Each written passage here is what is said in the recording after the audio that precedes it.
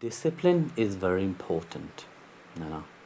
And when you are saying in your question, many saints, you know, they have renounced the outside world, and they have adopted a certain discipline to their life.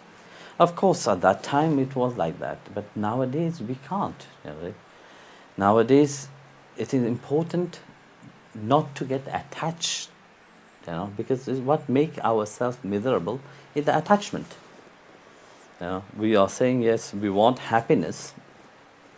It is true, but a certain degree of detachment is important. Detachment doesn't mean yes, I'd go and throw everything what I have by the window. No. Detachment means that I have an attitude that whether I have it or I don't have it, I am happy. You know, and let's say to attain the grace of God. So, like again, you know, what is the most important thing is the divine Himself. No. So He didn't say that we can't have. Look at Krishna Himself.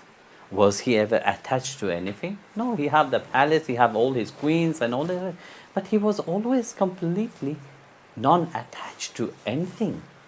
To whom He was attached to? Those who have this love for Him. The gopis, the Srimati Radharani, you know, the cows and the, you know, it was a simple life for Him. This was He was attached to because of the love. He was not attached to the body of the gopis. You know what He will do. He knows that one day it is here, and the next day it's not there.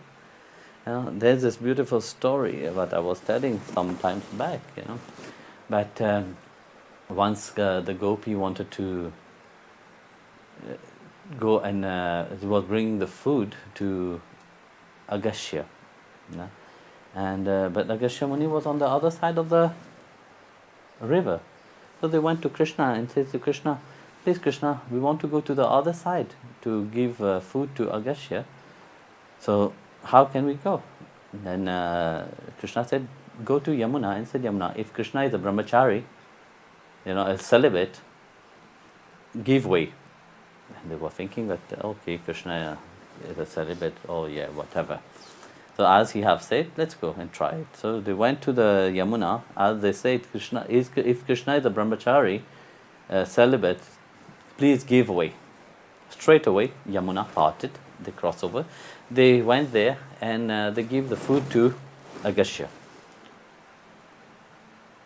So afterwards, the river carry on its own way. So they have to go back. So when they asked Agastya, how can we go back now? Agastya said, listen, you can say to Yamuna, if I have not eaten, give way. I said, how? You know, we have just give you all the food, you have just swallowed all the food, and then you just say that you have not eaten. But they didn't want to offend him, so they went away. So as they approached Yamuna, and they said, if Agastya have not eaten, please give way. And Yamuna parted and gave way. And they were completely confused. So they went to Krishna and said to Krishna, please, there's something which is troubling us. You know, you said first you are brahmachari. We know you, you are not a brahmachari. We spend our night with you, you know, and all your pranks and all this are not very brahmachari way. So how? And Krishna smiled and said, look, I am not interested in your body. I am just reciprocating the love that you have inside of you. I am a mirror of that love. I reflect what you have inside of you. Your body is here today, tomorrow it will be back into earth. So that's why I have my eternal relationship with your Atma. And what about Agastya? I said, he have not eaten, we just fed him all the food, he just swallowed all of them. I said, yes, actually, he have not been eating since very long time actually. How? Because whenever he eat, he's not interested in the food at all. He's not interested in the taste, he's not interested in what he's eating. Because in his mind, he have me alone. And he's thinking of me, not of the food. So like that, he can say that he have not been eating for a very long time. So you see, here, coming to your question, Should we perform austerities to gain control of ourselves? A certain discipline is important, So when you put your own self-discipline, you will honor it. And you see, by disciplining yourself, you will achieve a certain mastery upon things which is not needed. Because very often you do so many things which is not important. You have so many things, which you value so much, when later on in your life you see that it doesn't have any value. So like that, you see, he's reminding you that I am the most important. If you want me, your mind have not to be attached. Doesn't mean that you should not have all these things. No, you can have it, but don't allow your mind to attach itself to these things. If you let your mind be attached to these things, then you will suffer. You will be depressed. Once it's been taken away from you, you will get depression. You will not understand.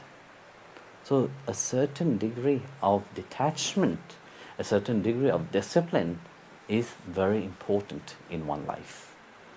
And there's also a beautiful story of a king. His name was Gopi Chand.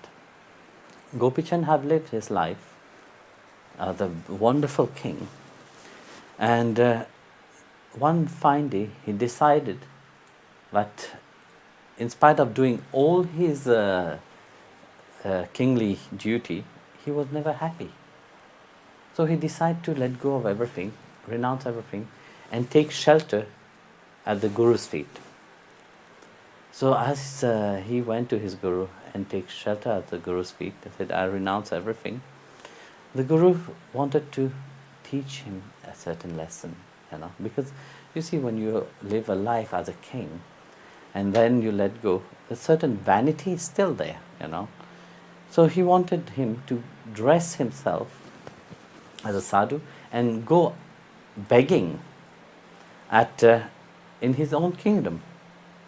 So he put a grab of a sadhu and he went begging. And when his fellow people, the ministers and his friends and all saw him, they gave him lots of alms, And then he went to beg by his queen. When his queen saw him, they recognized their king, the former king. They gave all their jewelry. Said, what the use of having all the jewelry when our king have renounced everything? So they gave a lot of wealth as begging in his bowl. So he could not carry all of them. So he gave it to other disciples and said, bring him to the ashram. So finally he went to his mother. So when he went to his mother, the mother was so delighted to see his son, and who have achieved a certain grandness, because you see, being a king, he was grand, but even more grand to let go of these things and to take the grab of a sadhu, of a mendicant. Then the mother said to him, look, I am your mother, and I am also a householder. So you have come to ask, you have come to beg. at my place. But my dear child, as a householder, I can't give you anything. But as your mother, I can give you free advice. And he said, please give me this free advice. She said, the first advice that I give you is that you shall, house yourself in a very big fort, castle, strong. Second, sleep on the most softest bed. Third, eat the most delicious and most nicest food. So he was shocked. Then he started to ask his mother. Said, look, I didn't know you, mother. If you will just be another woman, I will think that you are mad. But I do know you. You have given me these three things in alms, but I can't understand really what you mean by that. Because you're telling me to sleep in a fort, I sleep in the forest. And you tell me to sleep to stay in a fort, I stayed in a small hut. And you tell me that to sleep on the most wonderful bed. Actually, the ground is my bed, and you tell me to eat, the most wonderful and delicious food. Actually, whatever I get as an ascetic, that's what I have to eat. So then the mother explained to him, telling him, that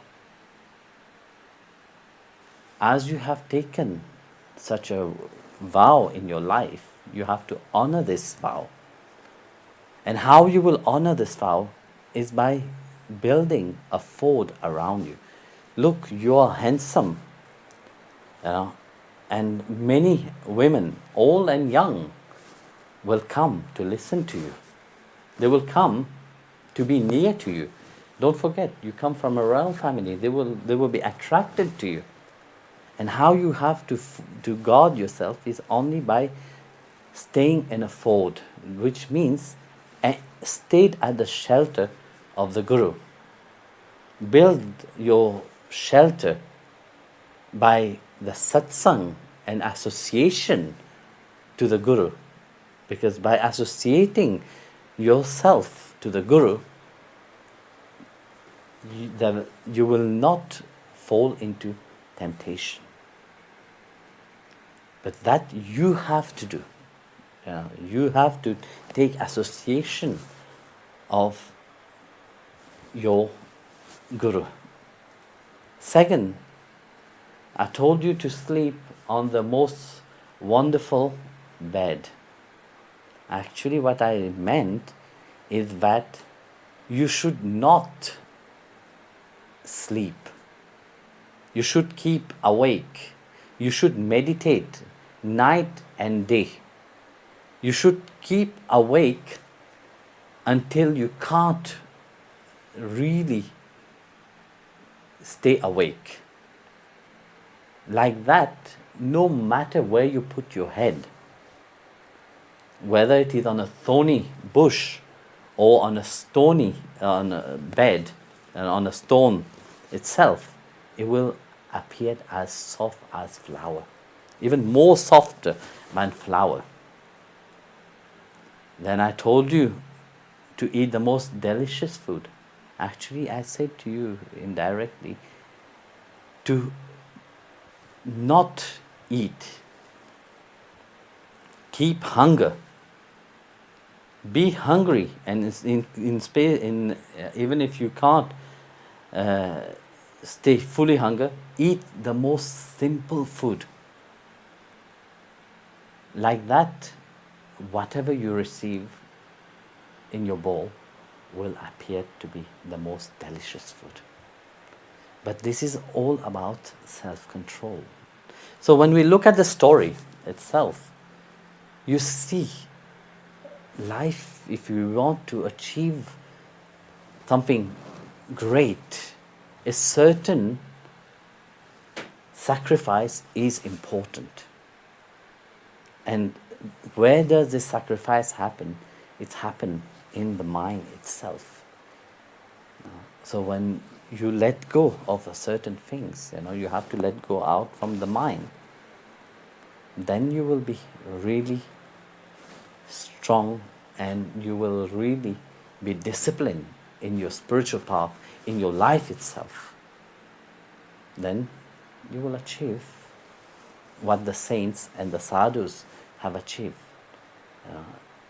So you don't need to become a sadhu, you don't need to run into a cave, you don't need to run onto the mountain. No, being here itself, this is a time where we are living into the world outside, being here itself, learn to be non-attached to so many unwanted things. Jai Gurudev.